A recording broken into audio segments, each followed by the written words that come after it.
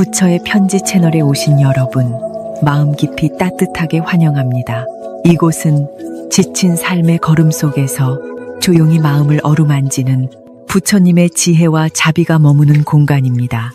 본격적인 법문에 들어가기 앞서 이 영상이 여러분의 마음에 작은 고요와 평온이 되기를 기원합니다. 부처님의 가르침이 더 많은 이들에게 닿을 수 있도록 구독과 좋아요로 함께 해주세요. 또한 이 영상이 당신의 마음에 닿았다면 댓글로 소감을 나눠주시고 소중한 인연들과 함께 나눠주시면 감사하겠습니다. 그럼 지금부터 부처님의 말씀 속으로 조용히 걸어 들어가 보겠습니다.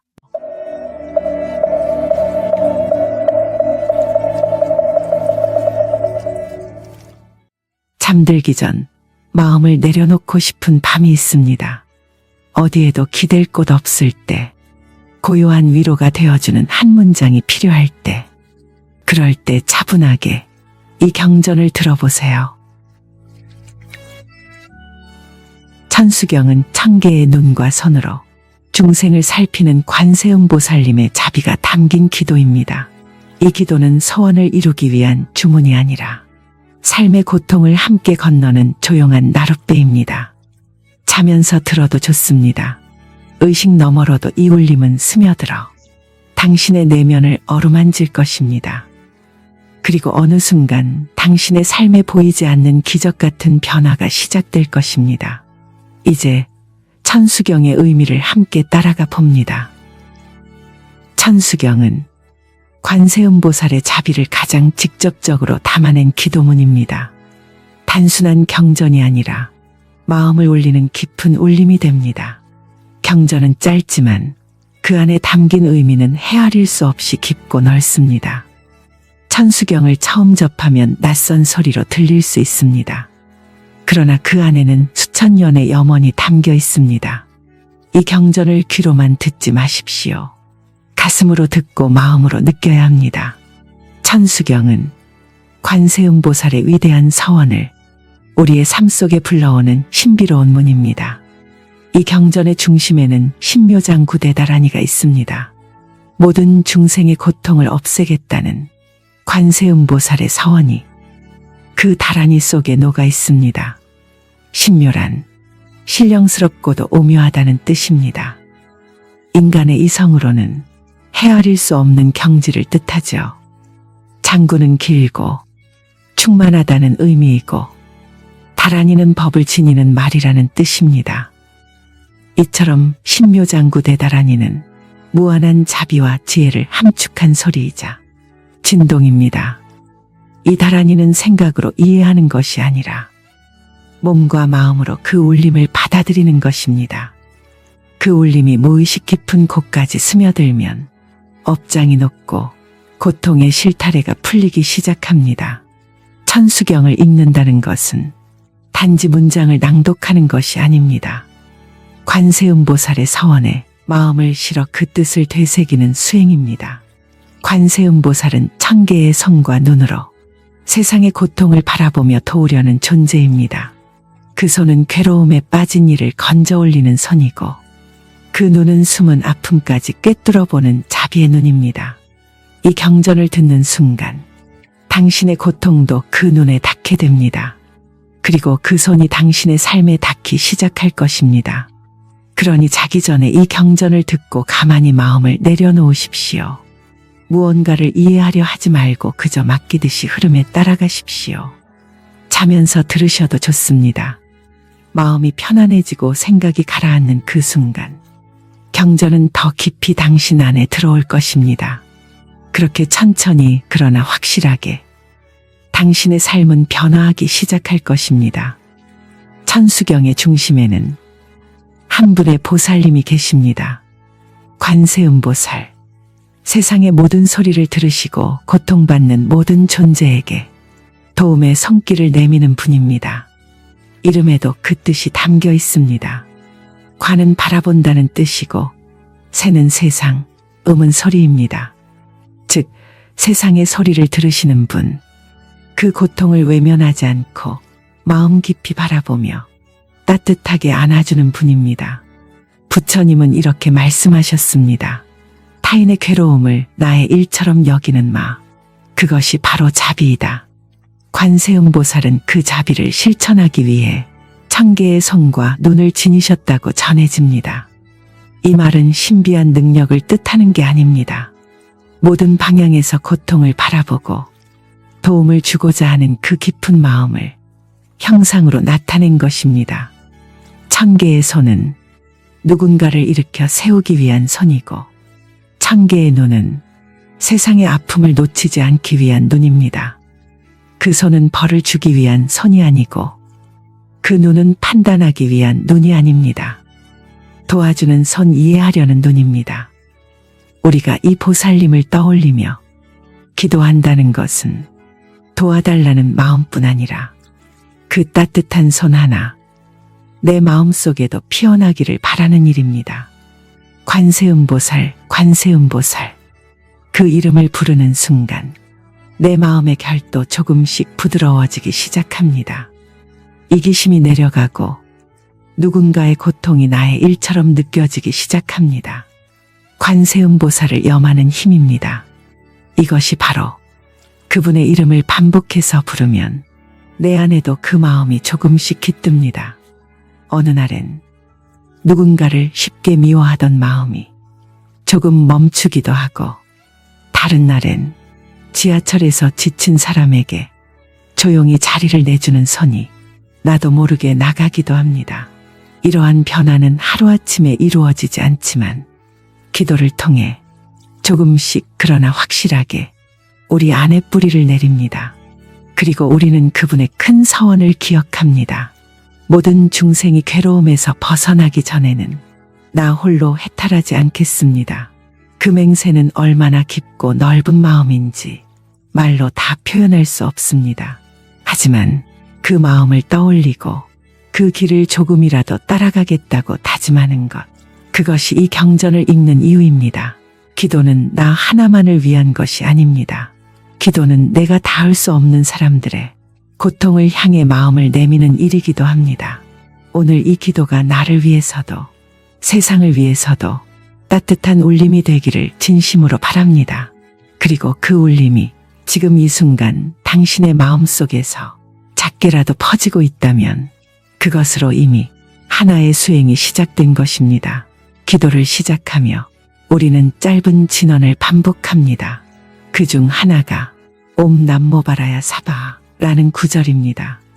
처음 들으면 익숙하지 않지만 이 한 문장 안에는 기도자의 마음이 깊이 담겨 있습니다. 옴은 우주의 설이라 불립니다. 기도의 문을 여는 설이입니다. 남모는 공경하며 귀의한다는 뜻입니다. 마음을 다해 따르겠다는 다짐이죠. 바라야는 깨달음으로 이끄는 지혜의 길을 말하고 사바하는 이 모든 소망이 잘 이루어지기를 기도하는 말입니다. 결국 이 짧은 진언은 이렇게 해석할 수 있습니다. 우주의 진리 앞에 저는 공경의 마음으로 나아갑니다. 깨달음의 길을 걷기를 원하며 그 모든 바람이 원만히 이루어지기를 바랍니다. 부처님은 말씀하셨습니다. 진언이란 마음의 무늬를 새롭게 짜는 실과 같다. 진심으로 반복하면 그 실이 삶을 감쌉니다.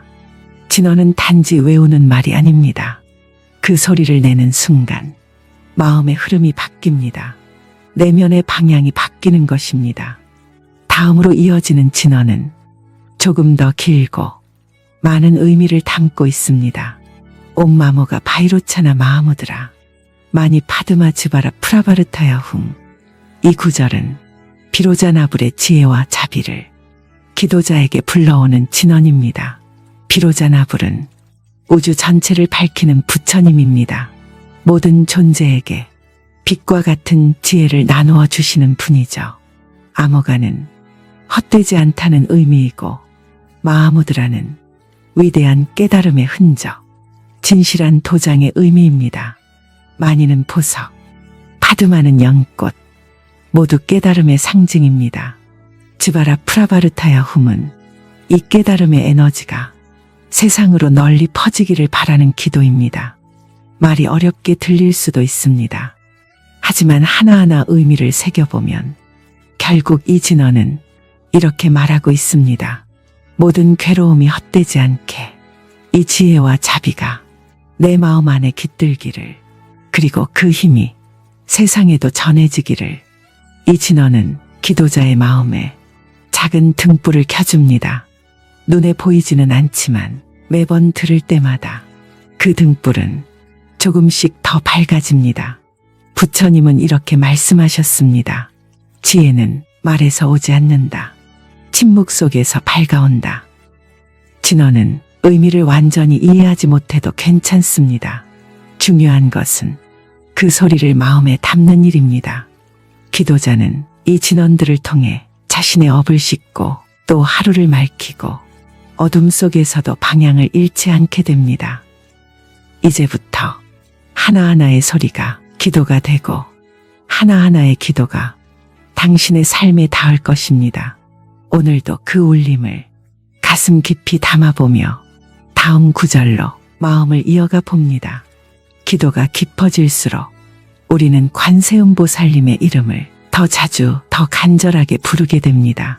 천수경의 중반부에는 그 이름을 하나하나 반복해 부르는 긴 구절이 이어집니다. 처음엔 익숙하지 않을 수 있습니다. 하지만 그 이름을 한 번, 두 번 부를수록 우리 마음도 조금씩 그 울림에 맞춰 바뀌기 시작합니다. 나무 관세음보살, 나무 관세음보살. 이 문장은 관세음보살님께 귀의합니다. 당신께 마음을 맡깁니다. 하는 뜻입니다. 나무는 귀의합니다. 따르겠습니다. 라는 말입니다. 그래서 나무 관세음보살이라는 말은 이런 뜻이 됩니다. 세상의 소리를 들으시고 모든 중생을 돕는 그분께 저의 마음을 엎드립니다. 이 구절은 한두 번으로 끝나지 않습니다. 84번의 이름이 차례차례 이어집니다. 처음에는 그저 비슷한 말이 반복되는 것 같지만 그 안에는 모든 중생을 위한 발언과 다짐이 하나하나 담겨 있습니다. 사람의 이름을 반복해서 부르면 그 사람이 마음속에 더 가까워지듯 관세음보살님의 이름을 계속 부르면 그 자비로운 마음이 기도자의 삶에도 닿게 됩니다. 부처님은 이렇게 말씀하셨습니다. 마음을 쏟아 부르는 이름은 그 자체로 수행이다. 이 긴 연송은 우리 안에 혼란을 가라앉히고 바쁘게 흘러가는 생각들을 멈추게 해줍니다. 기도란 말이 많을수록 좋은 것이 아니라 그 말 안에 얼마나 진심이 담겼는지가 더 중요합니다. 84번의 이름을 부르는 동안 우리는 자신도 모르게 처음보다 더 차분해지고 더 부드러워진 마음을 느끼게 됩니다. 어느 순간엔 입술로 부르기보다 마음으로 부르고 있는 자신을 발견하게 될 것입니다. 한 번은 지나가는 스님이 이런 말을 하셨습니다. 기도란 어느 날 갑자기 복이 생기는 게 아니라 내가 복을 지을 수 있는 마음으로 바뀌는 과정이다. 이 연성을 따라가다 보면 그 말이 무슨 뜻인지 조금씩 실감하게 됩니다. 기도는 하늘에서 떨어지는 선물이 아니라 내 안에서 피어나는 씨앗입니다. 그 씨앗이 이 이름과 함께 심어지는 것입니다. 나무 관세음보살. 이 소리는 부처님을 부르는 소리이기도 하지만 마음의 문을 두드리는 소리이기도 합니다. 오늘 하루 기도 속에서 그 이름이 당신에게도 작은 울림이 되길 바랍니다. 기도는 말로 하는 것이 아니라 진심으로 머무는 것입니다. 지금 이 순간 이 이름을 따라 당신의 마음도 조용히 머물러 보세요. 천수경의 다음 구절은 참회로 이어집니다. 기도자는 조용히 고개를 숙이고 자신의 삶을 돌아봅니다. 지금까지 살아오며 알게 모르게 지은 허물들, 말로, 몸으로, 생각으로 남을 아프게 했던 기억들을 하나하나 떠올립니다. 그 기억들이 마음속에 남아 죄책감이나 후회로 남아 있었다면 이제는 그걸 내려놓을 시간입니다. 부처님은 이렇게 말씀하셨습니다. 잘못을 인정하는 마음은 업을 녹이는 첫 번째 불입니다. 우리는 누구나 살면서 실수를 하고 때론 어리석은 선택을 합니다. 하지만 그걸 내내 안고 살아간다면 그 무게는 나를 더욱 괴롭게 만들 뿐입니다. 천수경 속 참회 구절은 그 모든 과거를 부처님 앞에서 고백하며 다시 새롭게 시작하겠다는 다짐의 기도입니다. 제가 과거에 몸으로, 말로, 뜻으로 지은 모든 잘못을 이제 부처님 앞에 참회합니다.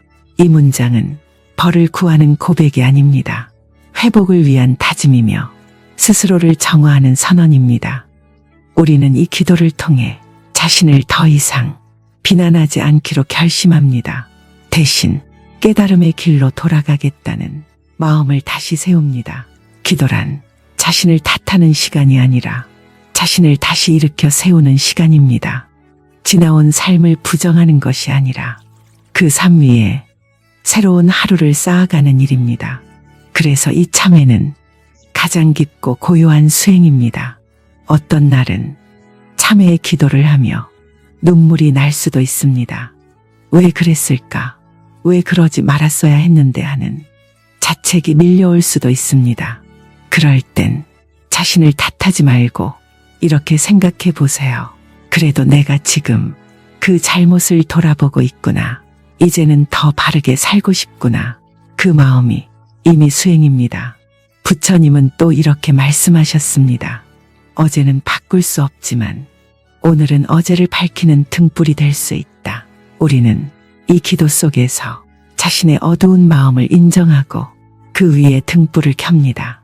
작은 등불 하나가 내 마음을 비추고 그 빛은 또 누군가의 어둠에도 닿을 수 있습니다. 이제 참회의 기도를 마치며 우리는 다시 마음을 세웁니다.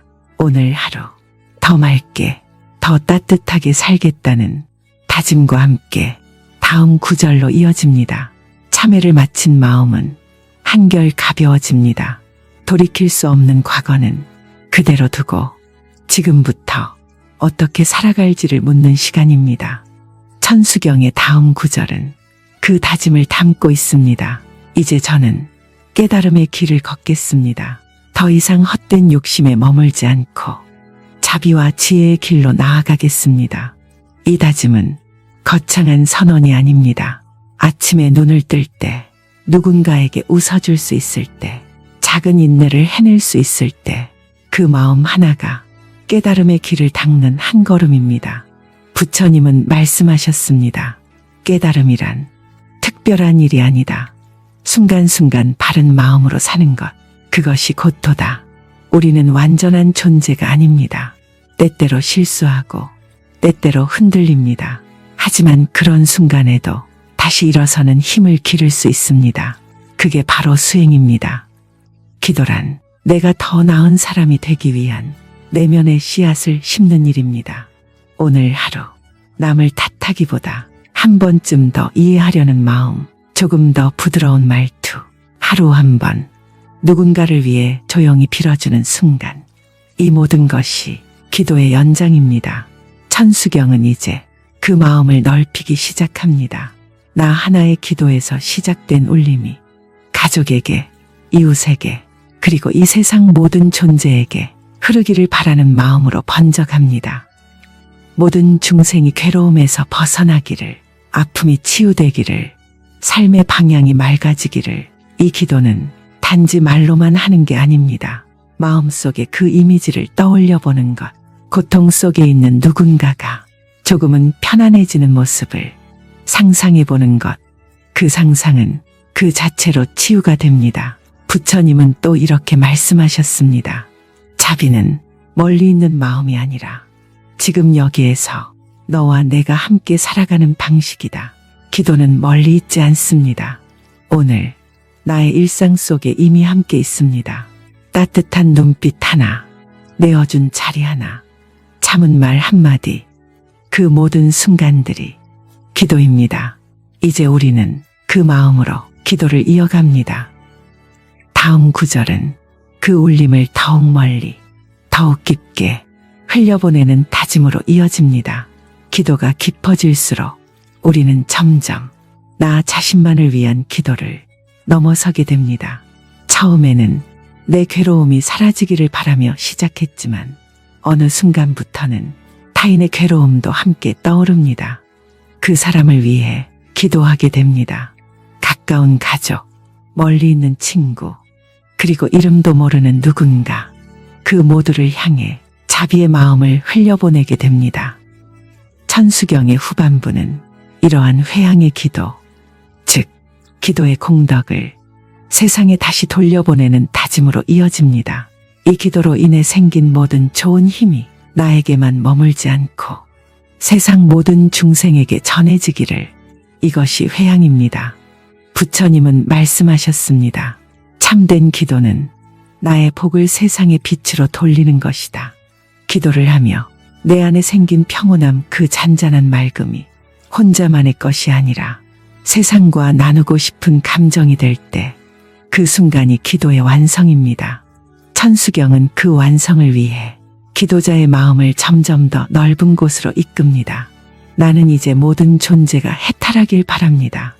사라지지 않는 괴로움이 없기를, 다툼이 멈추고 고통이 줄어들기를 바랍니다. 이 말은 우리가 직접 모든 것을 해결해 줄 수 없다는 사실을 알면서도 그럼에도 불구하고 기도를 통해 함께 살아가고 싶다는 다짐입니다. 하루하루 살아가다 보면 세상의 고통은 너무 커 보입니다. 작은 내 기도가 무슨 도움이 되겠냐는 생각이 들기도 합니다. 하지만 부처님은 말씀하셨습니다. 작은 촛불 하나도 어둠을 깰 수 있다. 기도는 누군가를 변화시키기 위한 도구가 아니라 내 안에서 그를 바라보는 눈빛을 바꾸는 일입니다. 그 눈빛이 부드러워지고 그 시선이 따뜻해질 때 세상은 그만큼 더 살만한 곳이 됩니다. 천수경은 그 변화의 씨앗을 우리 마음에 심습니다. 그 씨앗이 기도를 통해 자라고 행동을 통해 퍼져나가고 결국엔 또 다른 누군가의 고요한 평화를 도울 수 있습니다. 지금 이 순간 당신이 하고 있는 기도도 결코 작지 않습니다. 그 기도가 먼 곳까지 닿기를, 이 세상 구석구석에 작은 평화의 숨결이 번지기를 바랍니다. 다음 구절에서는 그 바람을 이어 더 깊은 서원과 발언으로 나아갑니다. 천수경의 마지막에는 아주 중요한 장면이 펼쳐집니다. 기도자는 부처님께만 의지하는 마음에서 한 걸음 더 나아가 이제는 스스로 누군가의 빛이 되겠다고 다짐합니다. 이제 저는 자비로운 마음을 품겠습니다. 누군가의 고통에 먼저 다가가겠습니다. 이것이 서원이고 발언입니다. 이제까지는 부처님의 자비에 기대어 기도해왔다면 이제부터는 그 자비를 내 삶에서 실천하겠다는 다짐입니다. 부처님은 이렇게 말씀하셨습니다. 구하는 자에서 베푸는 자로 바뀔 때 진정한 기도가 시작된다. 천수경 속 기도자는 이렇게 발언합니다. 나는 모든 중생이 괴로움에서 벗어나기를 바랍니다. 그 누구도 슬픔 속에 머무르지 않기를 바랍니다. 지혜를 얻고 자유로운 삶을 살기를 바랍니다. 이 다짐은 말만으로 끝나지 않습니다. 기도자는 그 다짐을 지켜가기 위해 자신이 할 수 있는 작은 실천부터 하겠다고 다짐합니다. 누군가에게 따뜻한 말 한마디, 억지로 웃지 않아도 괜찮다고 조용히 손잡아주는 일, 때로는 말하지 않고 기다려주는 일도 큰 자비입니다. 우리는 이 발언을 통해 기도가 단지 마음속 바람이 아니라 하루하루의 실천임을 깨닫습니다. 기도는 무언가를 바라는 일이 아니라 어떤 사람이 되기로 다짐하는 것입니다. 그리고 그 다짐을 삶으로 옮기는 것이 진짜 수행입니다. 부처님은 또 말씀하셨습니다. 자비는 선택이 아니라 삶의 방식이다. 기도를 마치는 이 순간 우리 마음 안에는 그 다짐의 씨앗이 조용히 뿌려집니다. 오늘 하루 이 다짐을 기억하며 살아갈 수 있다면 그 하루는 기도와 함께 흐른 시간입니다. 지금 이 순간 그 마음으로 마지막 구절을 향해 한 걸음 더 나아갑니다. 천수경의 마지막에는 가장 깊은 마음이 담겨 있습니다. 기도자는 이제 스스로 다짐합니다. 이제는 저도 세상을 향해 자비의 빛을 전하는 사람이 되겠습니다. 이 다짐은 무겁지 않습니다. 거창하지도 않습니다. 그저 하루에 한 번, 누군가의 아픔을 놓치지 않는 눈, 조금 더 참는 마음, 부드럽게 말하는 습관, 먼저 사과할 줄 아는 용기, 그 모든 것이 기도의 실천입니다. 부처님은 이렇게 말씀하셨습니다. 진짜 자비는 일상 속에서 시작된다. 천수경의 발언 구절은 이러한 삶의 태도를 다짐하는 기도입니다. 나는 모든 중생이 괴로움에서 벗어나기를 원합니다. 그 누구도 슬픔에 머물지 않기를 원합니다. 사랑과 지혜 속에서 자유로운 삶을 살기를 원합니다. 기도자는 이 다짐이 단지 말로 그치지 않도록 스스로 삶 속에서 한 걸음씩 실천하기로 마음을 굳힙니다. 그 다짐은 기도를 통해 쌓은 공덕을 혼자 간직하지 않고 세상에 돌려주는 마음입니다. 이것이 바로 기도의 회양이며 발언입니다. 기도의 시작은 고통에서 벗어나고 싶다는 간절함이었지만 이제는 다른 이들의 괴로움까지 함께 품고자 하는 마음으로 넓어졌습니다. 이 변화는 기도를 통해 마음이 정화되고 다시 방향을 세우는 자연스러운 결과입니다. 기도는 시간이 지날수록 더 깊은 침묵이 되고 그 침묵 속에서 삶을 바꾸는 힘이 자라납니다. 이제 우리는 그 다짐과 함께 기도를 마무리합니다. 하지만 이 마무리는 끝이 아니라 새로운 시작입니다. 기도를 마쳤다고 해서 삶의 과제가 사라지는 건 아니지만 그 과제를 대하는 나의 자세는 조금 달라져 있을 것입니다. 부처님은 이렇게 말씀하셨습니다. 기도는 삶을 바꾸는 주문이 아니다. 기도는 삶을 바라보는 눈을 바꾸는 연습이다. 이제 기도는 끝났습니다. 하지만 그 기도가 남긴 울림은 하루의 언어와 행동 속에서 천천히 그러나 분명하게 당신을 바꾸기 시작할 것입니다. 그리고 그 변화는 또 다른 누군가에게 부드러운 파도가 되어 닿게 될 것입니다. 기도는 이제 조용히 끝나갑니다. 천수경의 마지막 구절이 흘러나오면 기도자는 눈을 감고 잠시 침묵합니다. 그 침묵 속에는 많은 것이 담겨 있습니다. 다짐, 참회, 감사, 그리고 작은 용기. 이 기도는 누구에게 보이기 위한 것도 아니고 누군가의 인정을 바라며 드리는 것도 아닙니다. 그저 오늘 하루를 더 맑게 살아가기 위한 내면의 울림입니다. 부처님은 이렇게 말씀하셨습니다. 진정한 기도는 기도 후에 보인다. 기도를 마치고 문을 나설 때 내가 조금 더 부드러워졌는지, 내 말이 조금 더 따뜻해졌는지, 그것이 기도의 응답입니다. 천수경은 기적을 약속하지 않습니다. 하지만 당신의 마음을 조금씩 덜어내고 비워내고 맑게 씻어줍니다. 그 맑음 속에서 당신은 알게 됩니다. 삶은 고통뿐인 줄 알았지만 그 속에도 쉼표 하나를 찍을 수 있는 자리가 있음을, 기도는 그 쉼표를 찾아주는 일입니다. 잠시 멈춰 지금 여기 있는 나를 살펴보는 것, 그리고 그 마음이 하루하루 살아가는 힘이 됩니다. 천수경의 마지막을 함께한 지금, 당신의 마음에는 조금의 평온함이 깃들었을지도 모릅니다. 그것이면 충분합니다. 오늘을 살아갈 작은 기도, 누군가를 이해하려는 작은 다짐, 감정을 억누르기보다 말없이 바라보는 시간, 그 모든 것이 이미 수행입니다. 이제 눈을 감고 마지막으로 관세음보살님의 이름을 부릅니다. 나무 관세음보살, 그 이름은 당신의 마음 안에 조용히 내려앉고 하루의 끝자락에 작은 등불처럼 타오릅니다. 부처님은 말씀하셨습니다. 기도는 당신을 바꿉니다. 당신이 바뀌면 세상이 따라 바뀝니다. 이 기도가 당신의 마음에 작은 울림이 되었다면 그 울림은 이미 세상 어딘가로 흘러가기 시작했을 것입니다. 기도는 끝났지만 당신의 수행은 이제부터 시작입니다. 기도가 깊어질수록 관세음보살님의 마음이 조금씩 느껴지기 시작합니다. 천수경 속에서 관세음보살님은 자신의 다짐을 10가지로 말씀하십니다. 이 10가지 다짐은 단지 신비한 서원이 아닙니다. 우리 삶 속에서도 충분히 닮아갈 수 있는 자비의 실천 목록입니다. 첫째, 모든 중생을 고통에서 해방시키겠습니다. 둘째, 모든 중생에게 진리의 길을 열어주겠습니다. 셋째, 모든 중생의 마음속 어둠을 밝혀주겠습니다. 넷째, 잘못을 뉘우치고 돌이키는 자를 절대 버리지 않겠습니다. 다섯째, 어떤 업장을 가진 자라도 끝내 구제하겠습니다. 여섯째, 진심으로 부르는 이름에는 반드시 응답하겠습니다.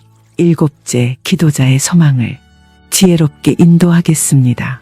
여덟째, 가난하고 병든 이에게 몸과 마음의 약이 되겠습니다. 아홉째, 죽음 앞에 선 자에게 두려움을 거두어 주겠습니다. 열째, 이 모든 서원을 시간과 공간을 넘어 지켜가겠습니다. 이것이 관세음보살님의 10가지 원, 즉 10가지 다짐입니다.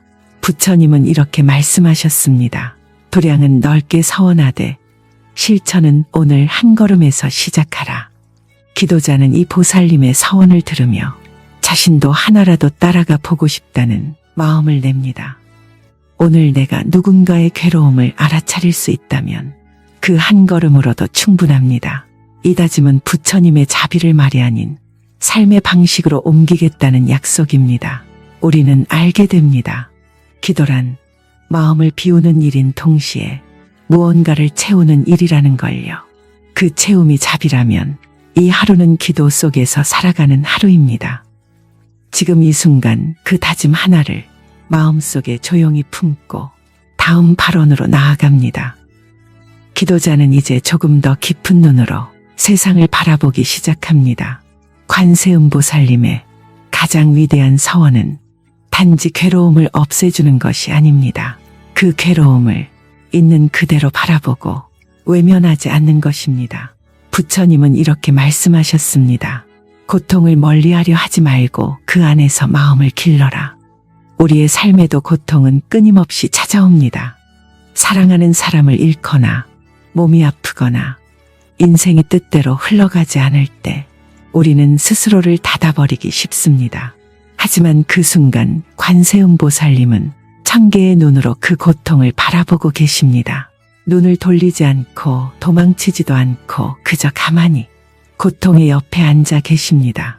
자비란 그런 것입니다. 무엇을 해주는 것이 아니라 무엇을 함께 바라봐주는 것.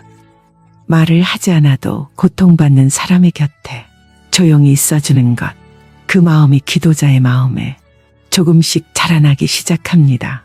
내가 그 사람의 고통을 없애줄 순 없지만 적어도 함께 앉아줄 수는 있겠구나.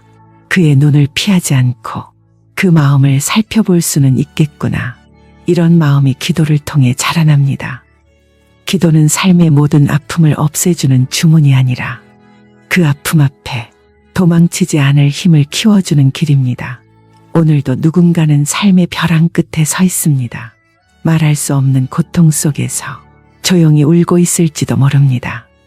그런 존재를 한 번이라도 떠올리며 기도할 수 있다면 그 기도는 이미 세상에 닿고 있는 중입니다. 관세음보살님의 자비는 거창하지 않습니다. 그 자비는 당신 괜찮아요 라는 한마디로 그 자리에 있어도 됩니다 라는 침묵으로 전해집니다. 기도자는 그 마음을 배웁니다. 그리고 이렇게 다짐합니다.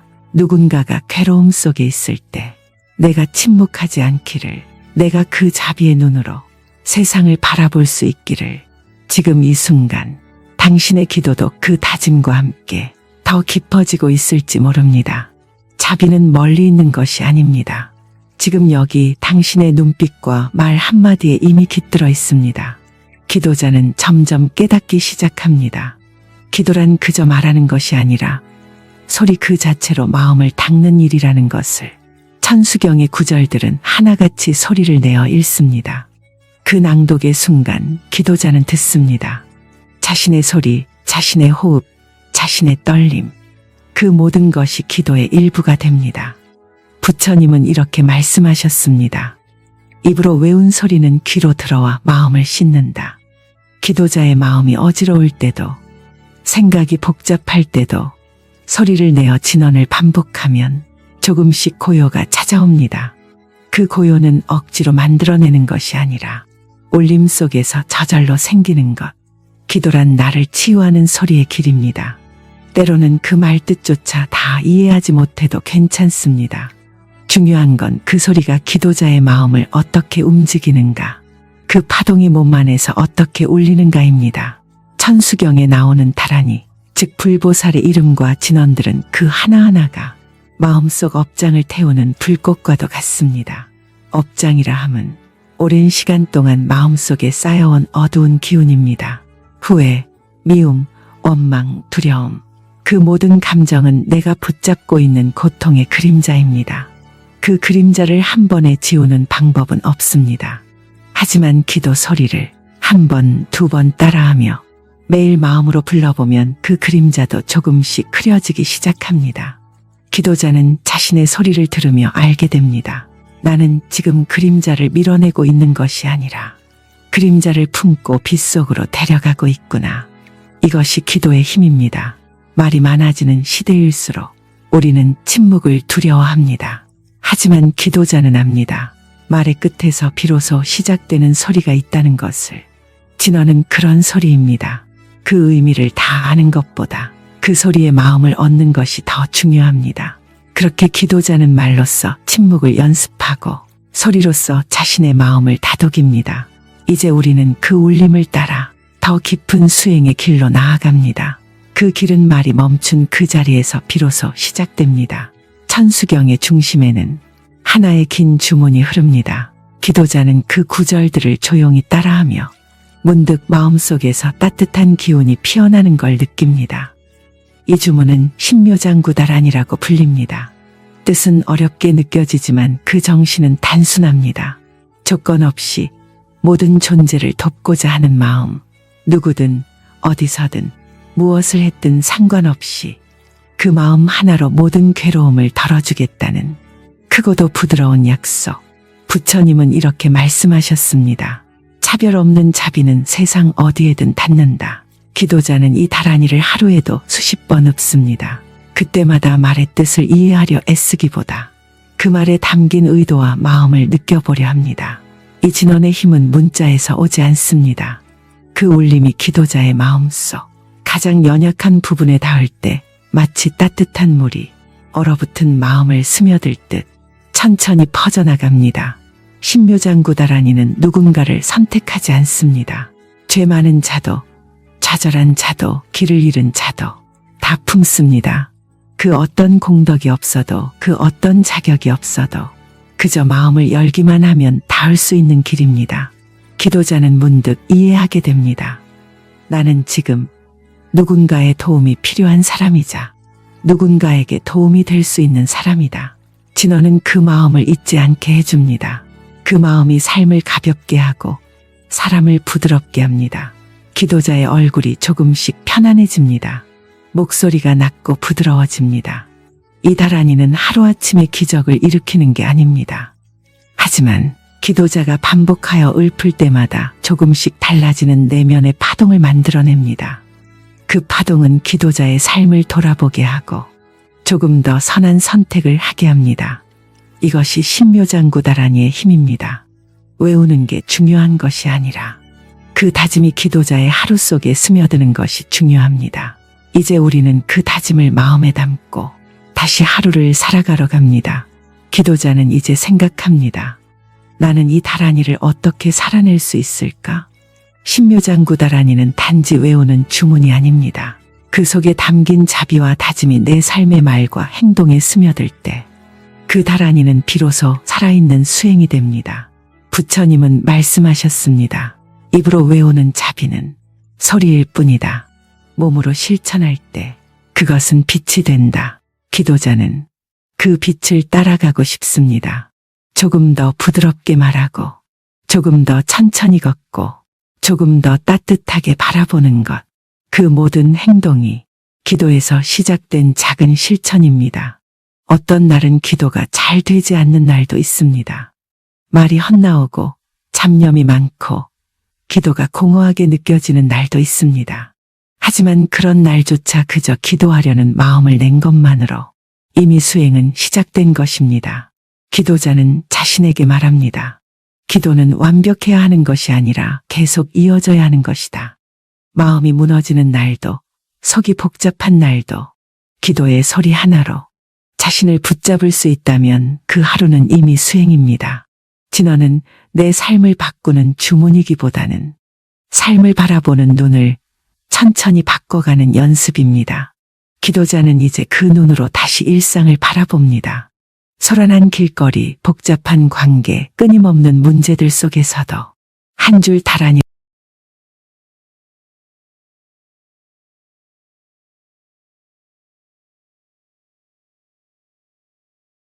색즉시공 공즉시색, 이 모든 형상은 텅 비어 있으니 반야심경에서 부처님은 이렇게 설하셨습니다. 우리 마음의 무게는 결코 작지 않습니다.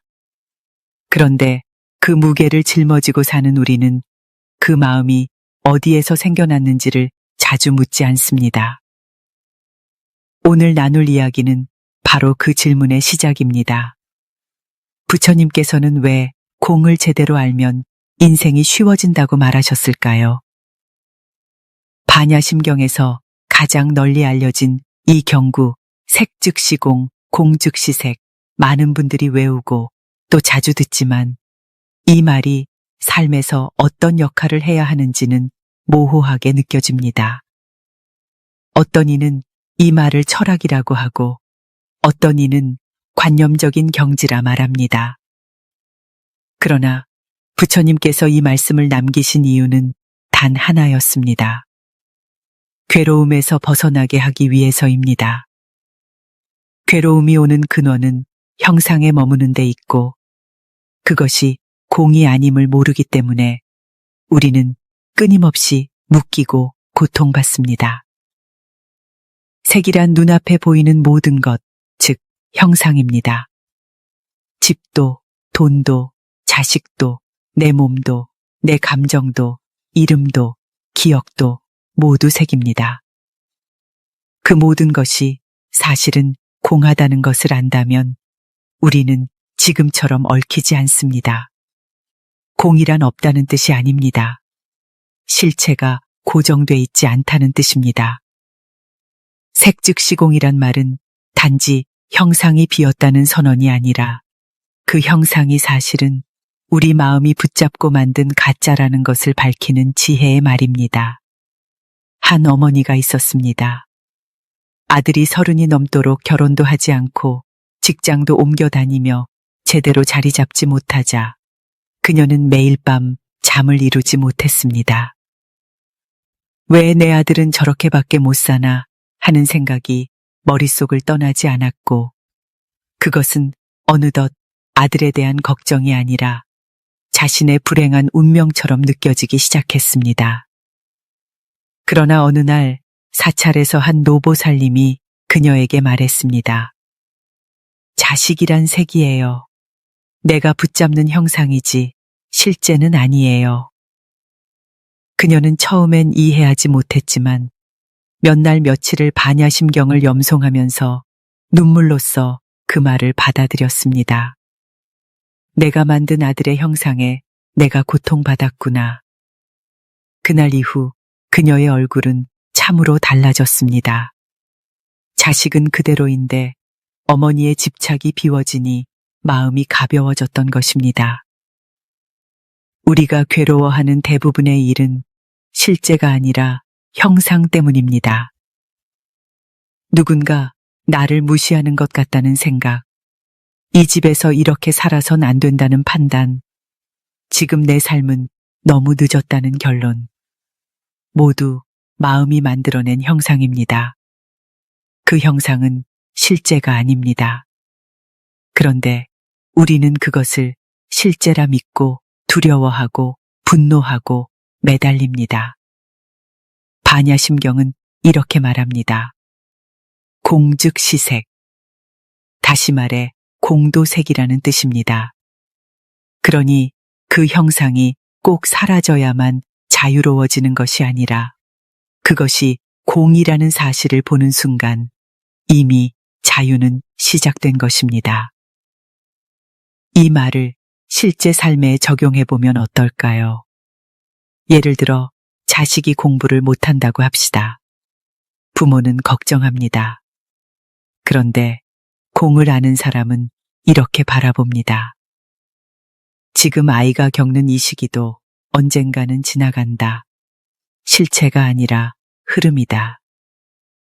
그렇게 보는 순간 마음이 그 아이에 대한 기대와 두려움으로부터 벗어나기 시작합니다.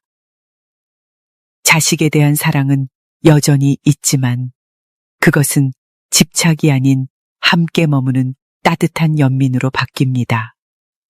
이것이 바로 공을 실천하는 자리입니다. 또 어떤 이는 말합니다. 나는 너무 늙었어요. 이제 아무것도 못해요. 이것도 하나의 색입니다. 나이라는 형상을 붙잡는 순간 마음이 움츠러듭니다. 하지만 반야심경은 말합니다. 그 늙음도 공이다. 공 즉시 색이다. 공한 줄 알면 늙음도 괴로움이 되지 않습니다. 몸은 변하지만 마음은 자유롭습니다. 그 자리에 들어가면 나이도 이름도 과거의 실패도 모두 한 줄의 안개처럼 스쳐 지나갑니다. 그래서 반야심경은 철학이 아니라 살아있는 수행입니다. 우리가 반복해서 색즉시공 공즉시색을 염송하는 이유는 단지 외우기 위함이 아니라 내 인생에서 지금 고통을 만들고 있는 형상을 비추어 보기 위해서입니다. 내가 지금 붙잡고 있는 건 무엇인가? 그건 실체가 있는가? 아니면 내 마음이 만들어낸 그림자인가? 이 질문을 염불과 함께 매일 반복하면 공은 책 속의 문장이 아니라 내 삶의 고요한 등불이 됩니다. 불교는 버리는 종교가 아닙니다. 그러나 불교는 잡지 않음의 수행입니다. 부처님께서는 그 어떤 것도 고정된 실체로 바라보지 말라고 하셨습니다. 그 이유는 고통은 고정된 것에 집착할 때 생기기 때문입니다. 모든 것은 인연 따라 생겨나고 인연 따라 사라집니다. 그 생멸의 과정을 그냥 바라보는 것, 그것이 바로 공의 눈입니다. 공의 눈으로 삶을 보면 자식의 실패도 인연일 뿐이고 병든 몸도 변화의 한 모습이며 돈의 부족도 지나가는 흐름일 뿐입니다. 색즉시공, 공즉시색. 이 한 구절은 철학도 아니고 신비주의도 아닙니다. 이 구절은 지금 당장 괴로움 속에 있는 누군가에게 주어진 부처님의 지혜의 로프입니다. 붙잡고 있는 형상이 괴로움이라면 그 형상을 공으로 보시길 바랍니다. 그 순간 이미 우리는 놓고 있는 중입니다. 공은 버리는 것이 아닙니다. 공은 그대로 바라보되 더는 붙잡지 않는 마음입니다. 그 마음이 자리 잡으면 인생은 고된 싸움이 아니라 고요한 흐름으로 바뀝니다. 다음 이야기에서는 왜 우리가 공을 안다고 하면서도 여전히 괴로움에 머무는지를 깊이 살펴보려 합니다. 바로 집착이라는 그림자 때문입니다.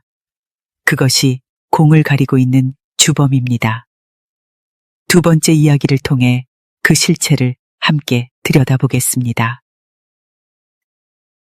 모든 병은 집착에서 오느니라.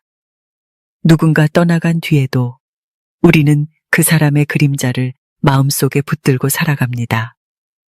자식이 잘못된 길을 갈까봐, 남편이 변할까봐, 돈이 줄어들까봐 늘 불안해합니다.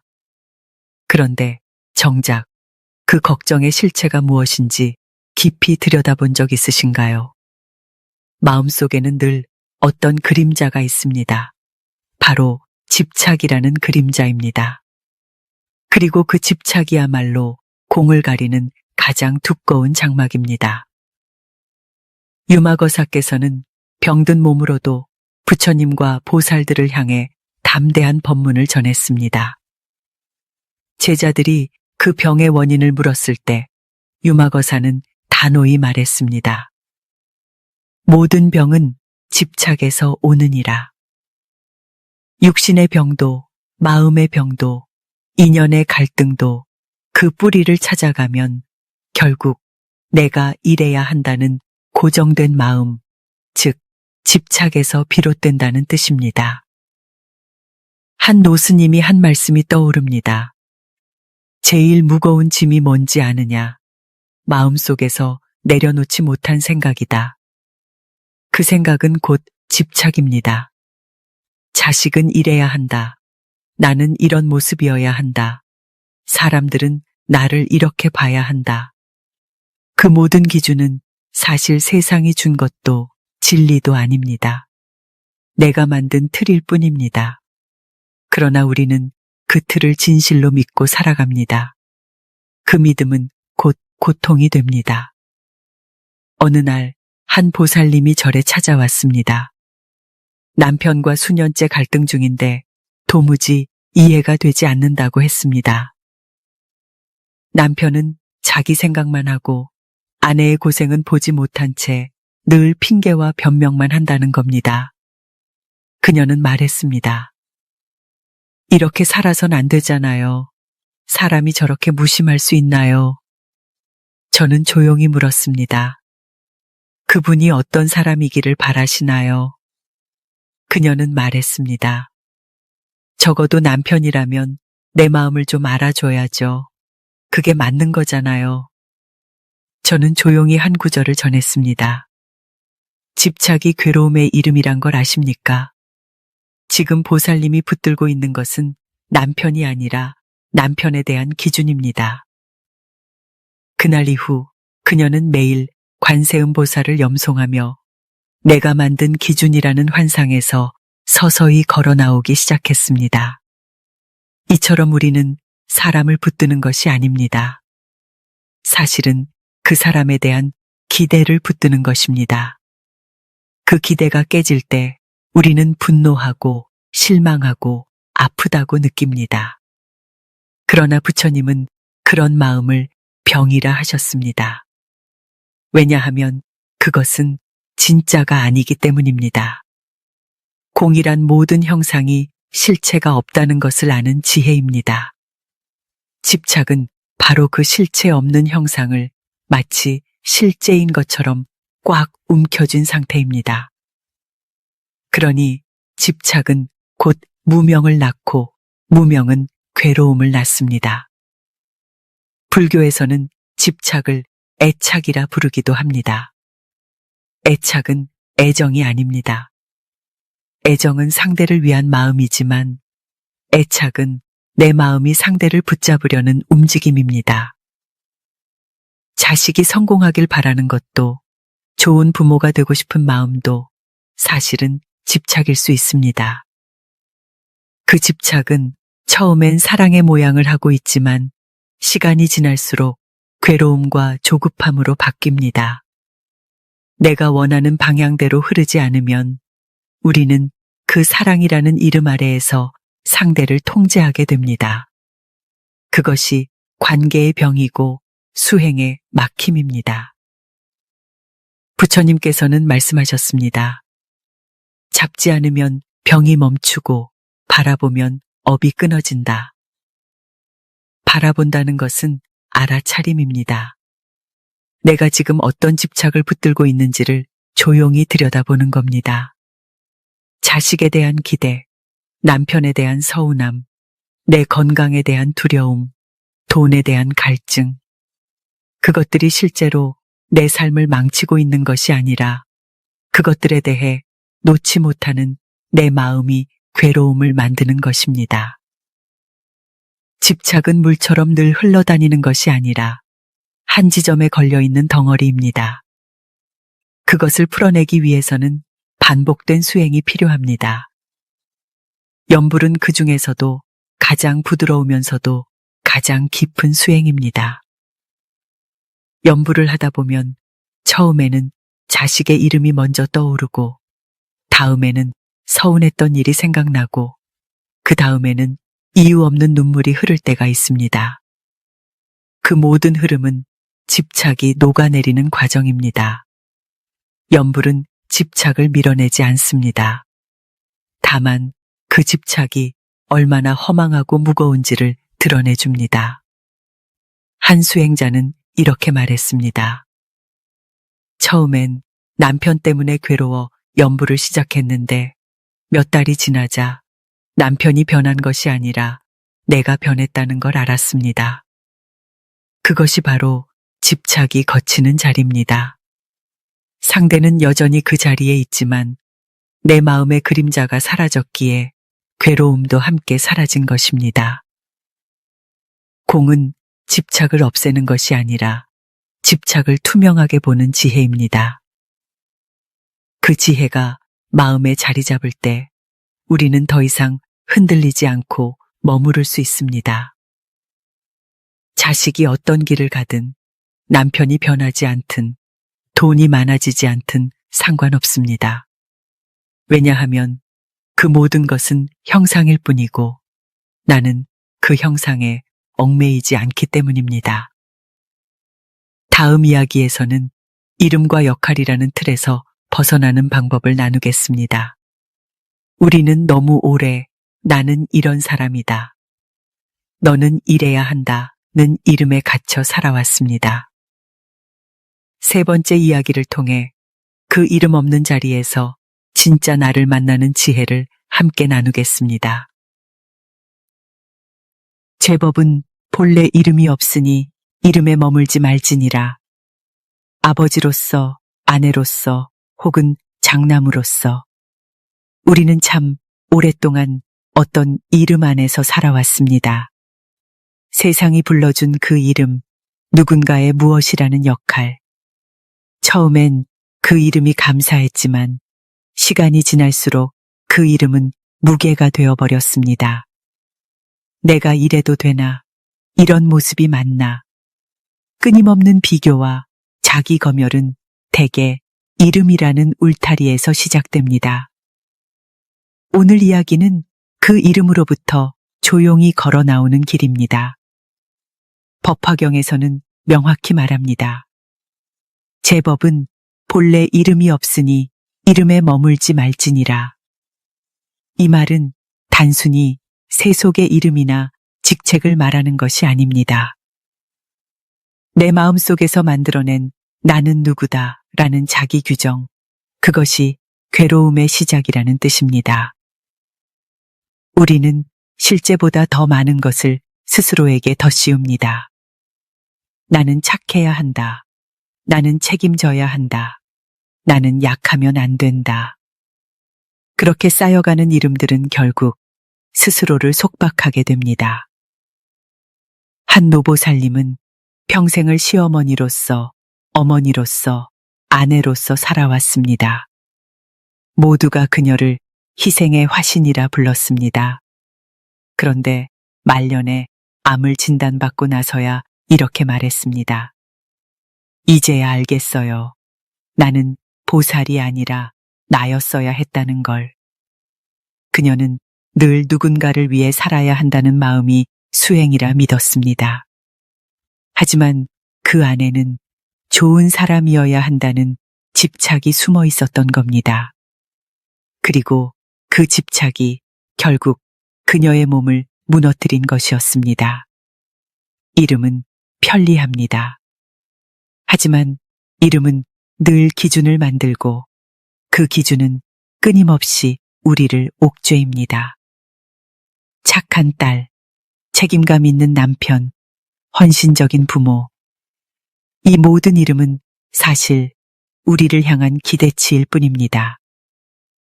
그 기대에 부응하지 못할 때 우리는 죄책감을 느끼고 누군가에게 실망을 안길까 두려워합니다. 하지만 법화경은 묻습니다. 이 모든 법은 본래 이름이 없으니 왜 그 이름에 머무르려 하는가? 공을 안다는 것은 이름을 알아차리고 그 이름에서 자유로워지는 것입니다. 공은 무의미한 허공이 아닙니다. 이름 너머의 본래 자리, 그 누구도 규정하지 않은 자리, 형용할 수 없는 참 나를 만나는 공간입니다. 그곳에서는 나는 잘못된 엄마야, 나는 실패한 사람이지 라는 말조차 사라집니다. 그저 숨 쉬고 있는 이 순간 자체로 충분하다는 고요한 수용만이 남습니다. 관세음보살을 염송하는 많은 분들이 자주 묻습니다.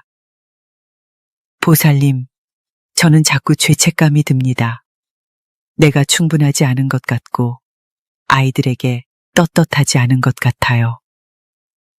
저는 그럴 때마다 이렇게 답합니다. 지금 보살님이 하시는 그 말이 이름입니다. 충분하지 않다는 이름, 자격 없다는 이름.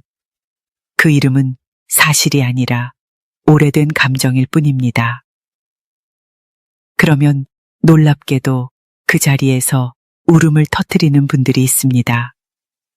그 울음은 후회의 울음이 아니라 드디어 자기 자신을 다시 만난 자리에서 터지는 울음입니다. 이름은 외부에서 오지 않습니다. 스스로 만들어낸 인식의 테두리입니다. 그 테두리를 벗어나는 순간 우리는 세상이 기대하는 내가 아니라 있는 그대로의 나를 만날 수 있습니다. 수행이란 그저 가부좌를 틀고 앉는 것이 아니라 매일매일 그 이름들을 하나씩 알아차리고 놓아가는 과정입니다. 오늘은 나는 좋은 사람이야 라는 이름을 놓고 내일은 나는 실패자야 라는 이름을 내려놓고 그렇게 하나씩 벗겨가다 보면 마침내 아무 이름도 붙지 않은 진짜 나를 마주하게 됩니다. 그 자리는 외롭지도 않고 비참하지도 않습니다. 오히려 가장 가볍고 가장 자유롭습니다.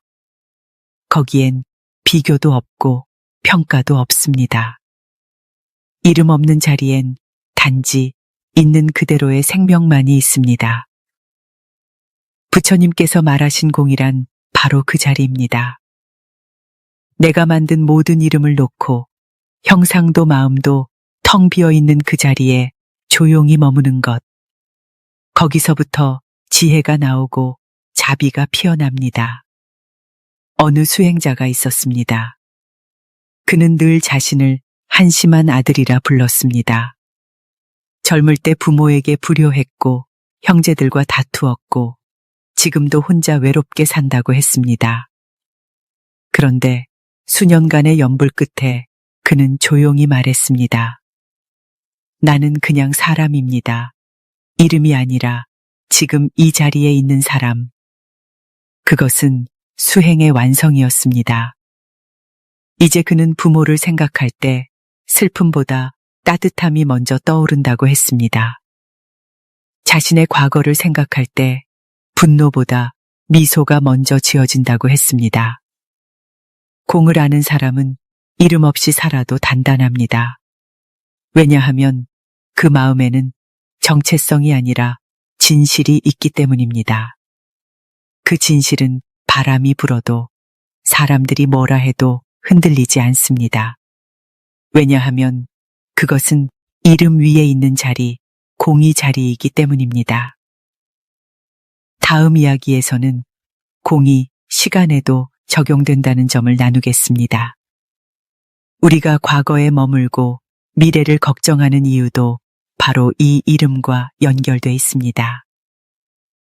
네 번째 이야기에서는 과거는 공하고 미래 또한 공하다는 지혜를 통해 시간이라는 환상에서 벗어나는 방법을 함께 나누겠습니다. 내가 그때 그 말을 하지 말았어야 했는데, 조금만 더 용기 냈으면 지금쯤 달라졌을 텐데, 이 나이에 뭘 새로 시작해, 이제 늦었지. 이런 말들을 하루에도 몇 번씩 곱씹으십니까? 살아오신 날들 속에 후회 하나쯤 없는 이가 어디 있겠습니까? 열반경 제5권에서 부처님께서 설하시길 과거를 붙잡는 자는 열반을 볼 수 없느니라. 이 말은 잊으라는 뜻이 아닙니다. 과거를 사실로 믿고 그 그림자 속에서 지금을 왜곡하며 살아가지 말라는 가르침입니다. 오늘 이야기는 그 과거와 미래, 시간이라는 환상에서 벗어나는 길입니다. 사람들은 시간을 실제라고 믿습니다. 하지만 시간은 실체가 없습니다. 지금이라는 찰나의 과거를 떠올릴 뿐이고 지금이라는 자리에서 미래를 상상할 뿐입니다. 즉, 모든 시간은 지금이라는 마음의 흐름 안에서만 존재합니다. 그렇다면 우리가 괴로워하는 과거란 사실은 과거가 아니라 지금 내 마음이 만들어낸 상념입니다. 그래서 공입니다. 지금 그 과거는 실체가 없습니다. 다만 내가 그 기억에, 감정에, 판단에 붙잡혀 있는 것입니다. 어느 날 한 거사가 울면서 법당에 앉아 있었습니다. 아내를 병으로 먼저 떠나보낸 뒤 자신이 더 잘했어야 했다는 생각에 수년간을 죄책감에 시달렸다고 했습니다. 그녀가 아플 때 더 따뜻하게 말해주지 못한 것, 일에 바빠 병간호를 충분히 하지 못한 것, 다 지나간 일이지만 그는 지금까지 그 시간에 머물러 있었습니다. 저는 그에게 조용히 열반경의 구절을 전했습니다. 고사님, 아내분은 이미 업의 흐름 속에서 열반의 길로 가셨고 지금 이 자리엔 오직 거사님의 마음뿐입니다. 그 마음이 만들어낸 그림자에 괴로워하지 마십시오. 그 또한 공입니다. 그는 몇 번이고 공이라 하고 읊조렸습니다. 그날 이후 그의 얼굴에서 슬픔은 점차 연민으로 바뀌어갔습니다. 과거를 내려놓는다는 것은 기억을 지우는 것이 아닙니다. 기억을 집착의 대상에서 해방시키는 일입니다. 나의 잘못, 누군가의 상처, 이루지 못한 일, 모든 기억은 그대로 두되 그것에 붙들려 지금의 숨결을 망치지 않는 마음, 그것이 공의 시간관입니다. 공은 과거를 부정하지 않습니다.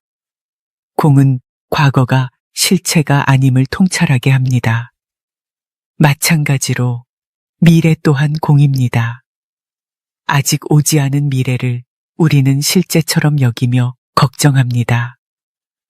이러다 병이 더 나빠지면 어쩌나, 자식이 실패하면 어쩌나, 노후가 불안한데 어떻게 살지.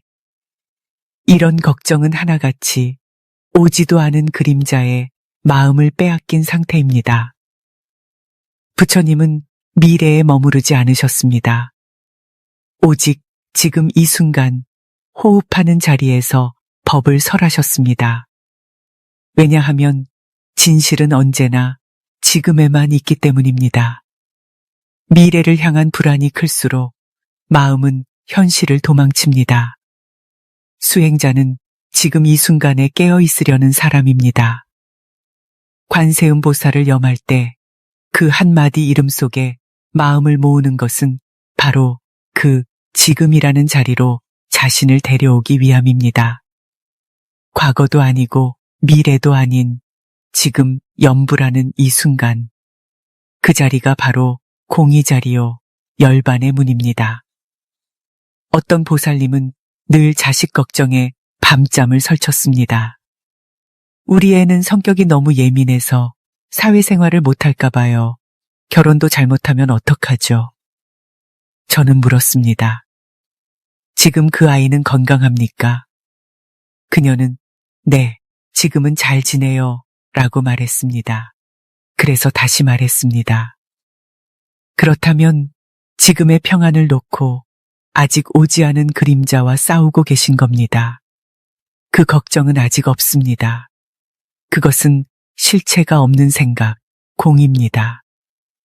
그녀는 말없이 눈물을 닦으며 한참을 염불했습니다. 지금만 바라볼게요. 그 말이 한참 뒤 그녀에게 편안한 얼굴로 돌아왔습니다. 공을 안다는 것은 시간이라는 이름에 붙잡히지 않는 것입니다. 과거라는 후회도 미래라는 불안도 모두가 실체 없는 형상입니다. 그 형상을 실제로 믿는 순간 우리는 과거에 머물며 스스로를 벌하고 미래를 끌어당겨 현재를 무너뜨립니다. 공은 그 모든 시간의 흐름을 고요히 바라보는 자리입니다. 지금 내가 존재하고 있는 이 찰나에 집중하면 나머지는 공처럼 흩어지고 사라집니다. 그래서 수행이란 지난 일은 다시 붙들지 않고 아직 오지 않은 일을 상상으로 키우지 않으며 오직 지금 여기서 숨 쉬는 법을 배우는 것입니다. 반야심경을 염송할 때 그 찰나에 색즉시공, 공즉시색이라는 말이 마음에 새겨지는 순간 우리는 이미 과거도 미래도 없는 자리에서 진실과 마주한 것입니다. 과거와 미래는 언제나 마음이 만들어낸 형상입니다. 그리고 형상은 공입니다. 이것을 안다는 것, 이 사실을 놓치지 않는다는 것, 그 자체가 해탈이며 수행입니다.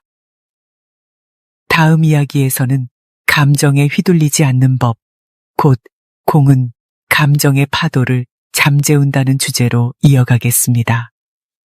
그 감정들이 왜 실체 없는 형상인지, 왜 때론 공이 아닌 감정이 삶을 뒤흔드는지를 함께 들여다보겠습니다. 5번째 이야기에서 다시 마음의 결을 만져보겠습니다. 어떤 날은 괜히 눈물이 나고 어떤 날은 사소한 말 한마디에 분노가 치밀어 오릅니다. 외롭다가도 괜찮고 괜찮다가도 한순간 불안해집니다. 이런 감정의 파도는 끝도 없이 밀려옵니다. 중장년의 나이에 들어서면 겉으로는 평온해 보이지만 마음속은 점점 더 복잡해집니다. 이제는 과거의 상처도 다짐도 후회도 전부 감정으로 굳어져서 때때로 우리를 삼켜버립니다. 오늘 이야기에서는 그 감정의 실체가 무엇이며 공의 눈으로 그것을 어떻게 다스릴 수 있는지를 나눠보려 합니다. 능엄경에서는 이렇게 말합니다. 진정한 보는 이는 감정에 휘둘리지 않느니라. 이 말은 감정이 없는 사람이 되라는 뜻이 아닙니다. 감정이 일어나되 그것에 붙들리지 않는 자가 진짜 보는 사람이라는 뜻입니다. 감정은 실체가 없습니다. 마치 구름처럼 연기처럼 순간적인 인연으로 피어났다 사라집니다. 그런데 우리는 그 감정을 진짜 내 마음이라고 믿습니다. 그리고 그 감정에 따라 말을 하고 행동을 하고 상처를 주고받습니다. 분노는 실체가 없습니다. 분노는 어떤 상황이 아니라 그 상황을 받아들이는 내 판단이 만든 감정입니다.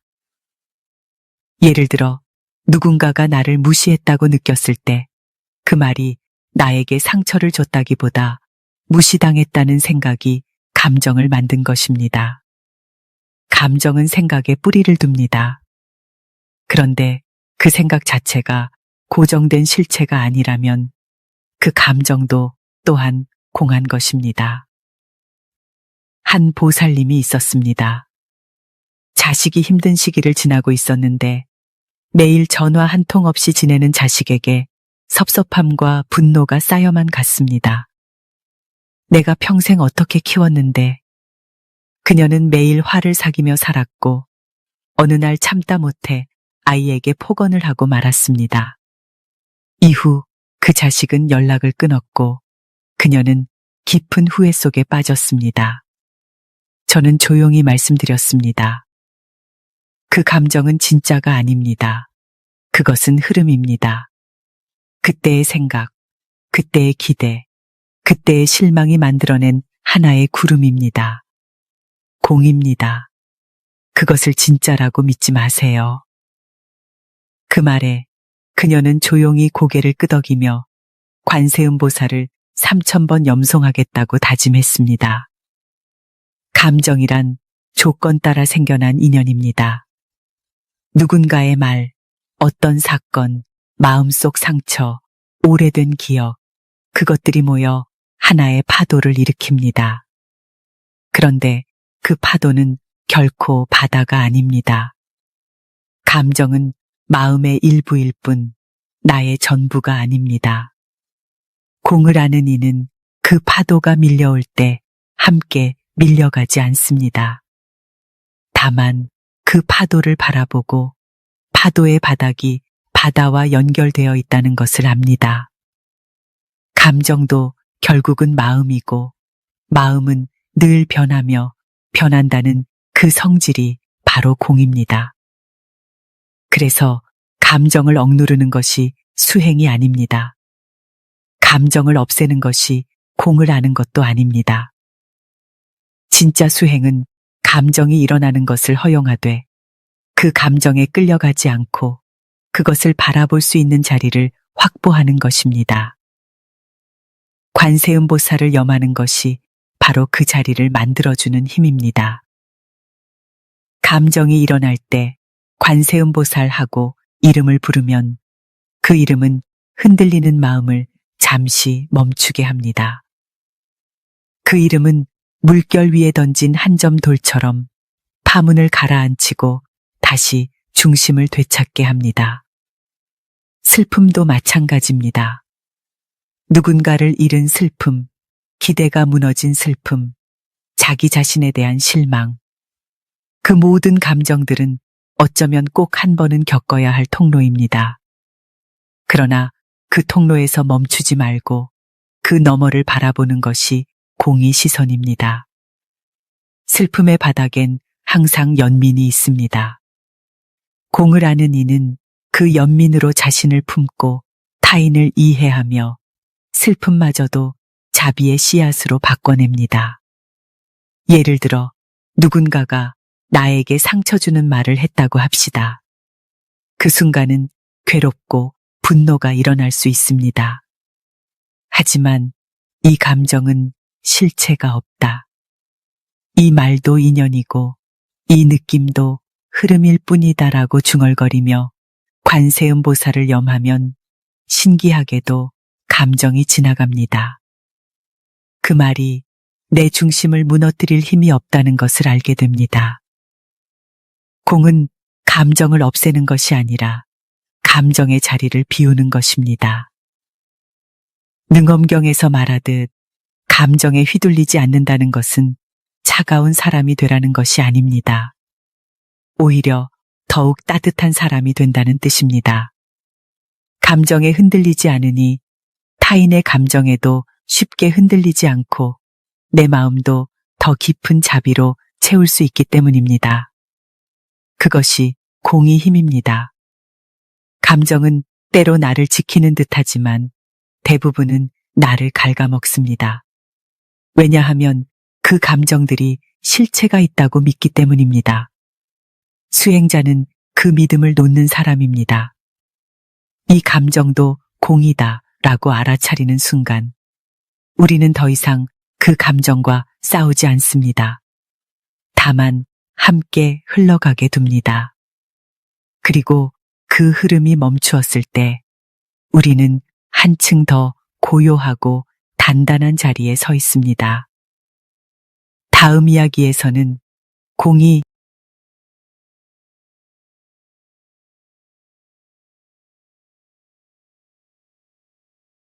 새벽 공기가 고요하게 사원마당을 감싸고 있었습니다. 먼 산자락 위로 희미한 빛이 스며들며 밤의 어둠을 서서히 걷어가고 있었습니다. 한 수행자가 두 손을 모으고 조용히 부처님 앞에 앉았습니다. 그의 얼굴에는 깊은 고민이 서려 있었고 그는 오랜 망설임 끝에 조용히 입을 열었습니다. 제자가 여쭈었습니다. 세존이시여, 저는 오랫동안 기도를 올려왔습니다. 하지만 제 마음속 불안과 두려움은 사라지지 않았고 때때로 저는 스스로를 지키지 못할 만큼 나약해지곤 합니다. 그런데 최근 신묘장구 대다라니라는 주문을 듣고 그것을 염송하기 시작하였습니다. 이 주문은 사람을 보호하고 마음을 안정시킨다고 합니다. 과연 이 주문에는 어떤 힘이 있는 것입니까? 부처님께서는 조용히 미소를 지으며 말씀하셨습니다. 네가 신묘장구 대다라니를 만나게 된 것은 우연이 아니다. 이 주문은 단순한 소리가 아니라 깊은 지혜와 자비가 깃든 법음이다. 너는 그것을 어떻게 염송하고 있느냐? 제자가 두 손을 더욱 공손히 모으며 낮은 목소리로 대답하였습니다. 하루에 3번씩 정해진 시간에 집중하여 외우고 있습니다. 처음에는 단순한 반복이라고 생각했지만 점점 마음이 차분해지고 복잡했던 생각들이 정리되는 듯한 느낌을 받았습니다. 하지만 여전히 완전한 깨달음에 이르지는 못한 것 같습니다. 부처님께서는 잔잔한 미소를 지으며 조용히 말씀하셨습니다. 염송은 단순한 반복이 아니다. 그것은 너의 마음을 닦고 너의 존재를 정화하는 과정이다. 신묘장구 대다라니는 단순한 주문이 아니라 너를 지키고 깨달음으로 이끄는 길이 된다. 그런데 네가 아직 완전히 받아들이지 못하는 이유는 그 의미를 온전히 이해하지 못했기 때문이다. 제자는 깊이 생각하며 조용히 숨을 들이쉬었습니다. 그렇다면 세존이시여 신묘장구 대다라니의 의미는 무엇입니까? 부처님께서는 천천히 눈을 감으시고 나지막한 목소리로 주문을 읊으셨습니다.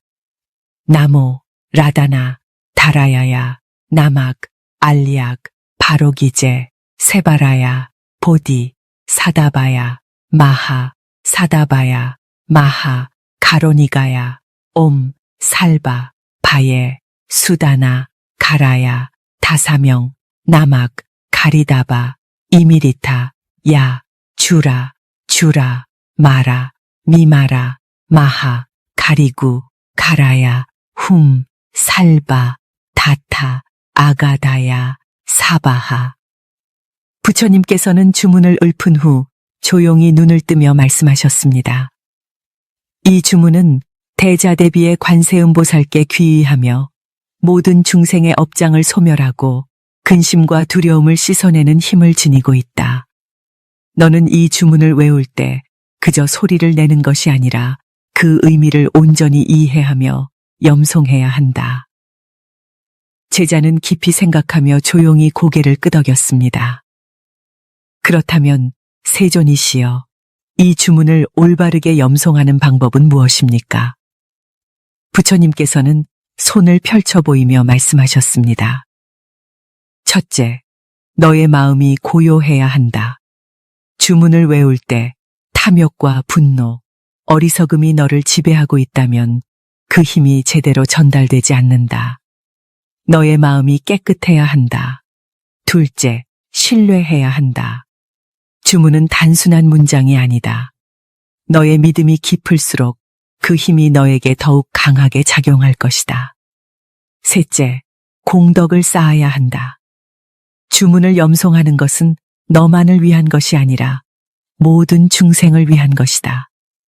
너의 기도가 너를 넘어 세상에 닿을 때 그 힘은 더욱 강해진다. 제자는 부처님의 말씀을 듣고 조용히 손을 모았습니다. 세존이시여, 저는 이 주문이 저를 보호해주고 제 마음을 정화해줄 것이라 믿습니다. 그렇다면 이 주문을 염송하면 정말로 업장이 소멸되고 보호를 받을 수 있습니까? 부처님께서는 잔잔한 미소를 지으며 말씀하셨습니다. 업이란 네가 살아오면서 쌓아온 모든 것들의 결과이다. 신묘장구 대다라니는 너의 업을 씻어낼 수 있도록 돕는다. 그러나 주문을 외운다고 해서 갑자기 모든 업장이 사라지는 것이 아니다. 중요한 것은 너의 마음가짐과 실천이다. 올바르게 살아가며 염송할 때 너는 점차 가벼워질 것이고 너의 삶은 변하게 될 것이다. 제자는 부처님의 말씀을 되새기며 조용히 숨을 내쉬었습니다. 세존이시여, 그렇다면 저는 어떻게 이 주문을 더욱 깊이 받아들일 수 있습니까? 부처님께서는 하늘을 바라보며 조용히 말씀하셨습니다. 신묘장구 대다라니는 단순한 기도가 아니다. 그것은 너의 삶과 하나가 되어야 한다. 주문을 외울 때만이 아니라 네가 살아가는 모든 순간에 자비와 깨달음의 마음을 간직해야 한다. 그러면 이 주문은 너를 지키고 너의 길을 밝혀줄 것이다. 제자는 부처님의 말씀을 깊이 새기며 조용히 눈을 감았습니다. 하늘은 점점 더 밝아지고 있었고 바람은 조용히 불며 대지를 감싸고 있었습니다. 숲속의 새벽은 여전히 조용했습니다. 수행자들은 부처님의 가르침을 되새기며 깊은 명상에 잠겨 있었습니다. 그러나 한 수행자는 여전히 고민하는 듯한 얼굴로 부처님을 바라보았습니다.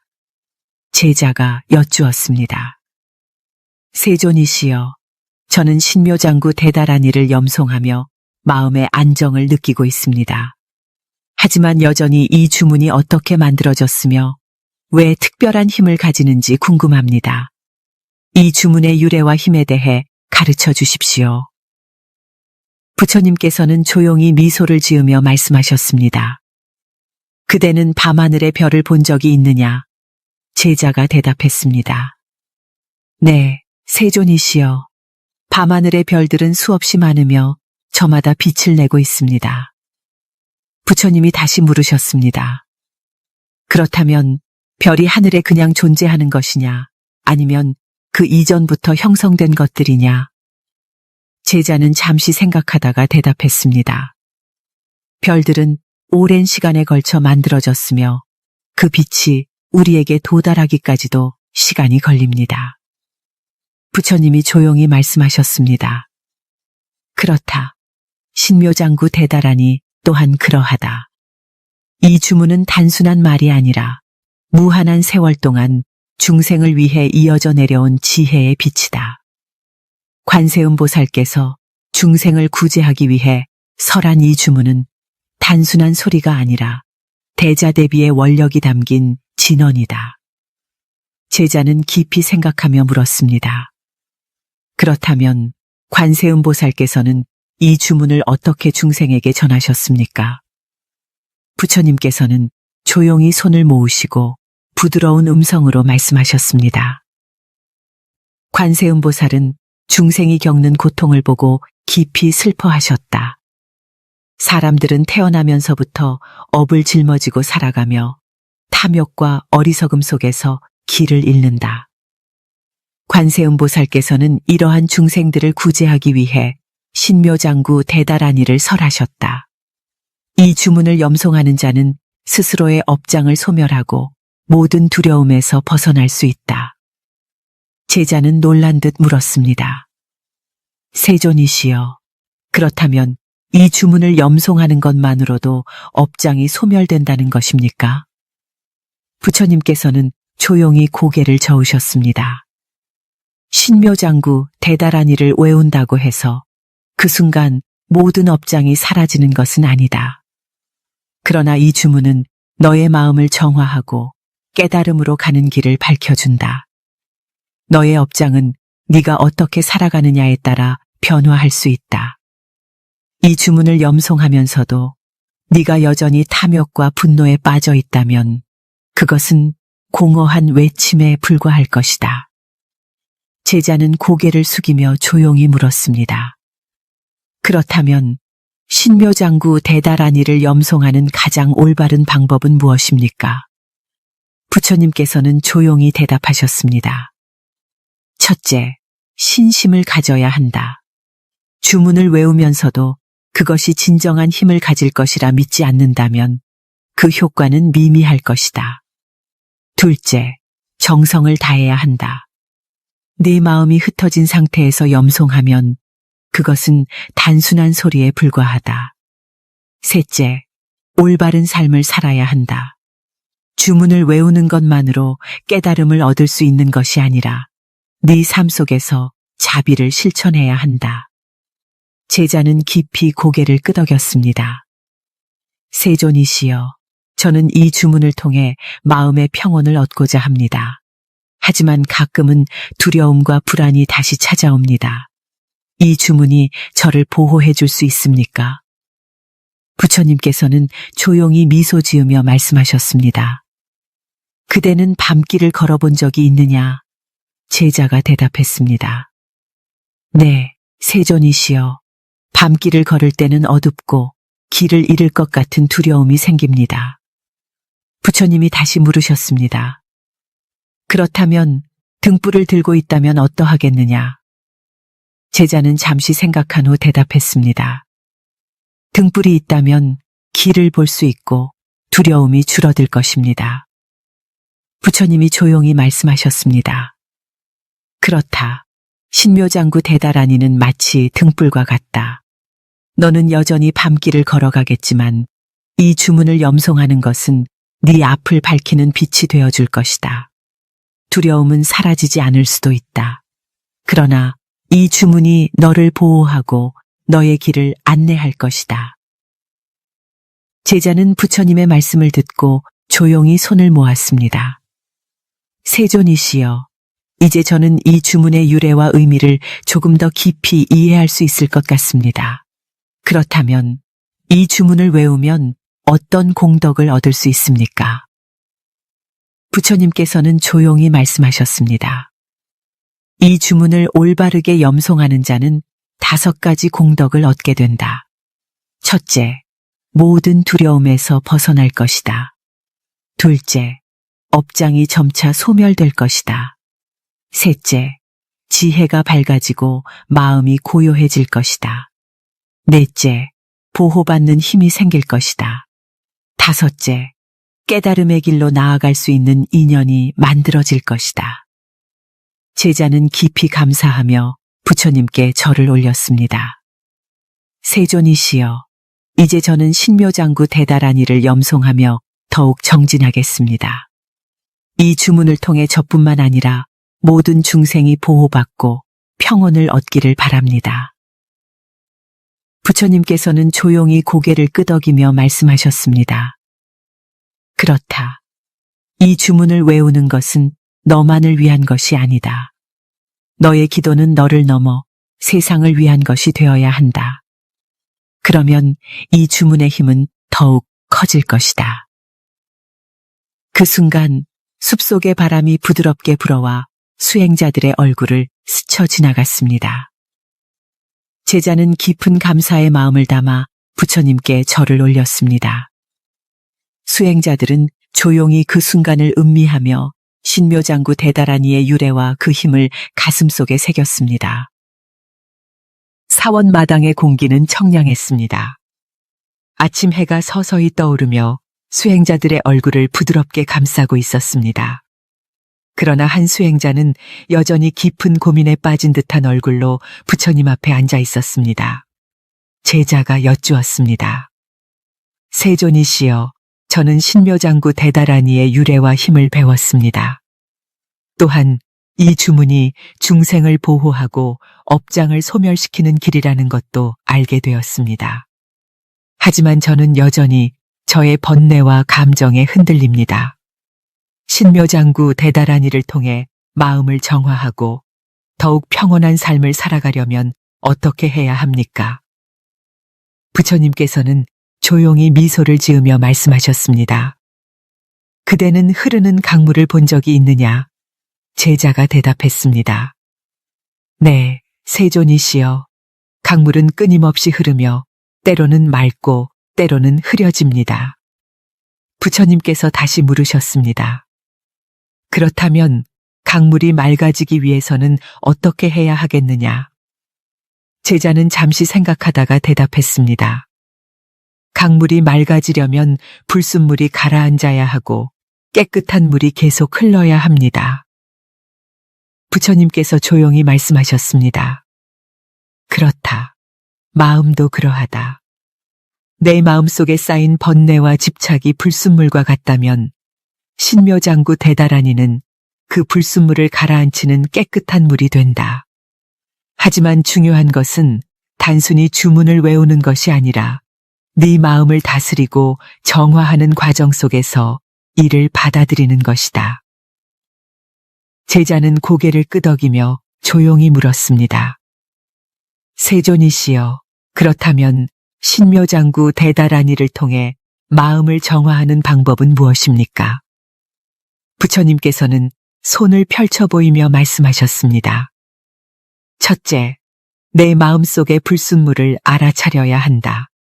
둘째, 탐욕과 분노를 내려놓아야 한다. 셋째, 주문을 염송하며 자비를 실천해야 한다. 제자는 깊이 생각하며 물었습니다. 마음속의 불순물을 알아차린다는 것은 무엇을 의미합니까? 부처님께서는 조용히 말씀하셨습니다. 그대가 먼지가 가득 쌓인 거울을 본 적이 있느냐? 제자가 대답했습니다. 네, 세존이시여. 거울에 먼지가 쌓이면 본래의 모습을 비출 수 없습니다. 부처님이 다시 말씀하셨습니다. 그렇다면 먼지가 쌓였다고 해서 거울이 본래의 성질을 잃은 것이냐? 제자는 잠시 생각한 후 고개를 저었습니다. 아닙니다, 세존이시여. 거울은 여전히 거울이지만 먼지가 쌓여 그 기능을 다하지 못할 뿐입니다. 부처님께서는 부드러운 미소를 지으며 말씀하셨습니다. 그렇다. 내 마음도 그러하다.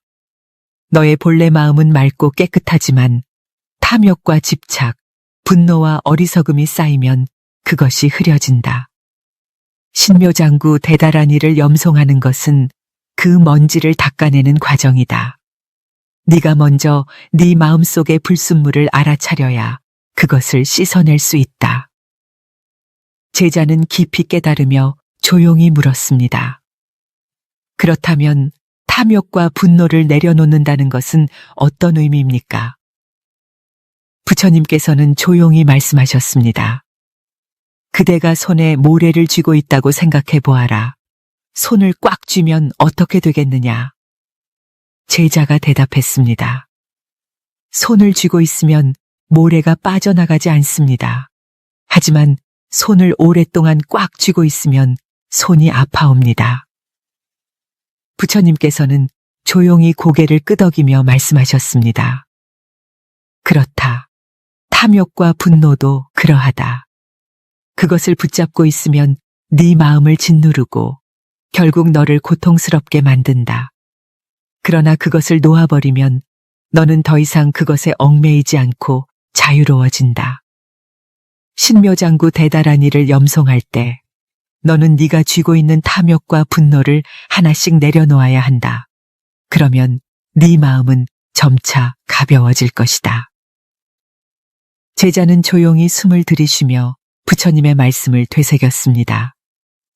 세존이시여, 저는 이제 신묘장구 대달한 이를 통해 마음을 정화하고 탐욕과 분노를 내려놓을 수 있도록 노력하겠습니다.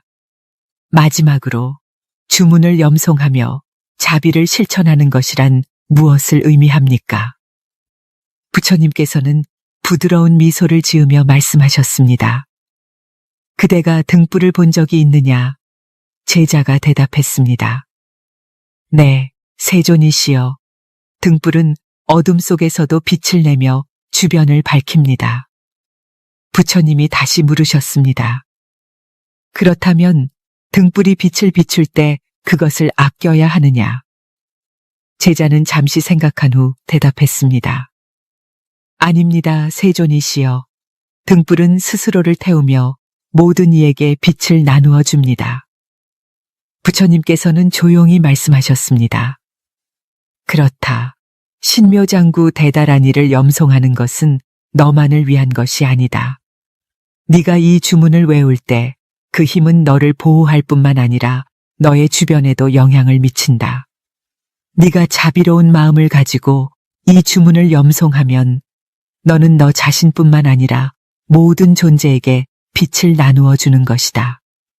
그러므로 네가 이 주문을 외울 때 네 마음이 더 넓고 깊어져야 한다. 제자는 깊은 감사의 마음을 담아 부처님께 절을 올렸습니다. 세존이시여, 이제야 조금 이해할 수 있을 것 같습니다. 신묘장구 대달한 이는 단순한 주문이 아니라 제 마음을 정화하는 길이며 탐욕과 분노를 내려놓고 자비를 실천하는 방법이었습니다. 저는 이제 더욱 정성을 다해 이 주문을 염송하며 살아가겠습니다. 부처님께서는 조용히 고개를 끄덕이셨습니다. 그렇다. 이 주문을 외우는 것은 내 삶 속에서 실천되어야 한다. 내 마음이 맑아질 때 너의 길이 더욱 환하게 열릴 것이다. 그 순간 부드러운 바람이 수행자들의 얼굴을 스쳐 지나갔습니다. 제자는 깊은 감사의 마음을 담아 부처님께 절을 올렸습니다. 수행자들은 조용히 그 순간을 음미하며 신묘장구 대달한 이를 통한 마음의 정화를 가슴속에 새겼습니다. 아침 햇살이 수행자들의 얼굴을 따스하게 비추고 있었습니다. 사원의 종소리가 울려 퍼지며 조용한 법당 안에는 부처님의 가르침을 기다리는 수행자들의 고요한 숨결이 느껴졌습니다. 그러나 한 수행자는 여전히 깊은 고민에 빠진 듯한 얼굴로 부처님 앞에 앉아 있었습니다. 제자가 여쭈었습니다. 세존이시여, 저는 신묘장구 대달한 이를 염송하며 마음이 정화되고 있다는 것을 느낍니다. 하지만 저의 업장은 여전히 저를 짓누르고 있습니다. 과거의 실수와 후회가 떠오르고 저로 인해 상처받은 이들의 얼굴이 떠오릅니다. 신묘장구 대달한 이가 업장을 소멸시킨다고 하였는데 어떻게 하면 저는 제 업장을 온전히 씻어낼 수 있습니까? 부처님께서는 조용히 미소를 지으며 말씀하셨습니다. 그대는 흐린 물을 본 적이 있느냐? 제자가 대답했습니다. 네, 세존이시여. 물이 흐려지면 바닥이 보이지 않습니다. 부처님이 다시 물으셨습니다. 그렇다면 흐린 물을 맑게 하기 위해서는 어떻게 해야 하느냐? 제자는 잠시 생각하다가 대답했습니다. 시간이 지나면 불순물이 가라앉고 깨끗한 물이 흐르면 점차 맑아집니다. 부처님께서는 조용히 말씀하셨습니다. 그렇다. 너의 업장도 그러하다. 과거의 업이 내 마음을 흐리게 만들었지만 그것이 영원히 지속되는 것은 아니다. 신묘장구 대달한 이를 염송하는 것은 네 마음속의 흐린 물을 맑게 하는 과정이다. 하지만 그것은 단순한 반복만으로 이루어지는 것이 아니라 네가 어떻게 살아가느냐에 따라 결정된다. 제자는 깊이 생각하며 물었습니다. 세존이시여, 그렇다면 신묘장구 대달한 이를 통해 업장을 소멸하는 방법은 무엇입니까? 부처님께서는 손을 펼쳐 보이며 말씀하셨습니다. 첫째, 업을 받아들이고 인정해야 한다. 둘째, 선한 행위를 실천해야 한다. 셋째, 용서하고 자비로운 마음을 가져야 한다. 제자는 다시 여쭈었습니다. 업을 받아들이고 인정한다는 것은 무엇을 의미합니까? 부처님께서는 조용히 말씀하셨습니다. 그대가 거울을 본 적이 있느냐? 제자가 대답했습니다. 네, 세존이시여. 거울은 있는 그대로의 모습을 비추어 줍니다. 부처님이 다시 말씀하셨습니다. 그렇다면 거울 속의 모습이 마음에 들지 않는다고 해서 거울을 깨뜨리겠느냐? 제자는 잠시 멈칫하다가 대답했습니다. 아닙니다, 세존이시여. 거울을 깨뜨린다고 해서 제 모습이 바뀌는 것은 아닙니다. 부처님께서는 조용히 미소를 지으며 말씀하셨습니다. 그렇다. 업이란 네가 살아온 모든 행위의 결과이다. 그것을 부정하거나 외면한다고 해서 사라지는 것이 아니다. 업을 받아들이고 인정해야 그것을 씻어낼 수 있는 길이 열린다. 네가 과거에 지은 잘못이 있다면 그것을 부정하는 것이 아니라 그것이 존재한다는 사실을 인정하고 반성해야 한다. 제자는 깊이 깨달으며 조용히 물었습니다. 그렇다면 선한 행위를 실천한다는 것은 어떤 의미입니까? 부처님께서는 조용히 말씀하셨습니다. 그대가 불을 끄고 싶다면 어떻게 하겠느냐? 제자가 대답했습니다. 물을 부으면 불이 꺼집니다. 부처님께서는 조용히 말씀하셨습니다. 그렇다. 업장은 마치 타오르는 불과 같다. 그것을 없애기 위해서는 반대되는 행위를 해야 한다. 네가 과거에 남에게 상처를 주었다면 이제는 그들에게 따뜻한 말을 건네야 한다. 네가 탐욕에 사로잡혔다면 이제는 베푸는 마음을 가져야 한다. 신묘장구 대달한 일을 외운다고 해서 단순히 업장이 사라지는 것이 아니다. 너의 삶 속에서 선한 행위를 쌓을 때 그 주문의 힘이 너를 보호하고 너의 업을 녹여줄 것이다. 제자는 깊이 숨을 들이쉬며 부처님의 말씀을 되새겼습니다. 세존이시여, 이제 저는 신묘장구 대달한 일을 염송하며 더욱 선한 행위를 실천하도록 하겠습니다. 마지막으로 용서하고 자비로운 마음을 가진다는 것은 무엇을 의미합니까? 부처님께서는 부드러운 미소를 지으며 말씀하셨습니다. 그대가 무거운 짐을 등에 지고 있다면 그것을 계속 짊어지고 가겠느냐? 제자가 대답했습니다. 아닙니다, 세존이시여. 무거운 짐을 내려놓아야 합니다. 부처님이 다시 물으셨습니다. 그렇다면 네가 미움과 원한을 짊어지고 있다면 그것을 계속 가지고 가겠느냐? 제자는 잠시 멈칫하다가 대답했습니다. 그렇지 않습니다, 세존이시여. 그것을 내려놓아야 합니다. 부처님께서는 조용히 말씀하셨습니다.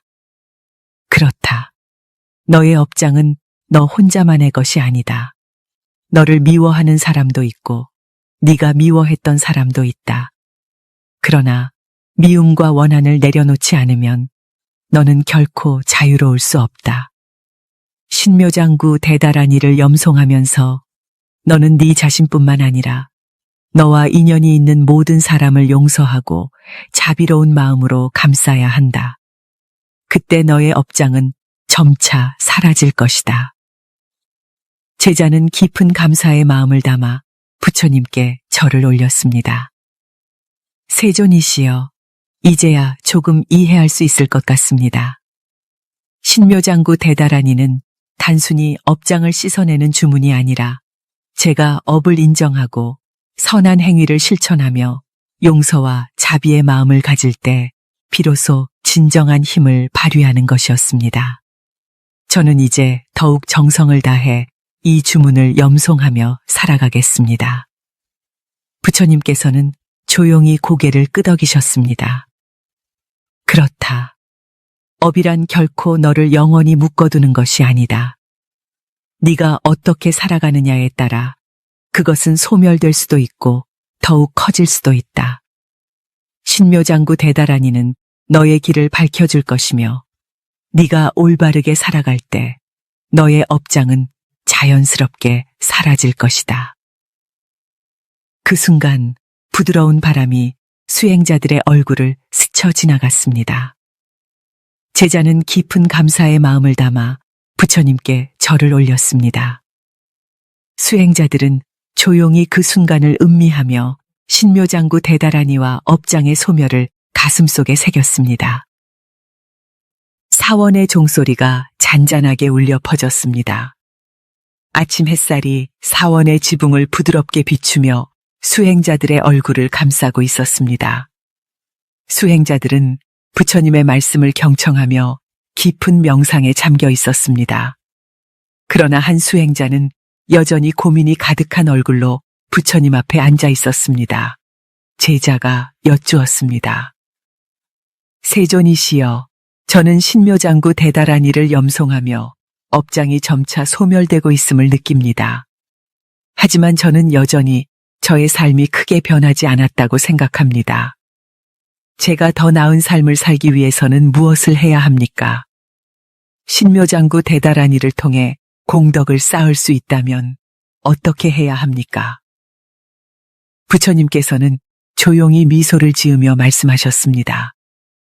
그대는 씨앗을 심어 본 적이 있느냐? 제자가 대답했습니다.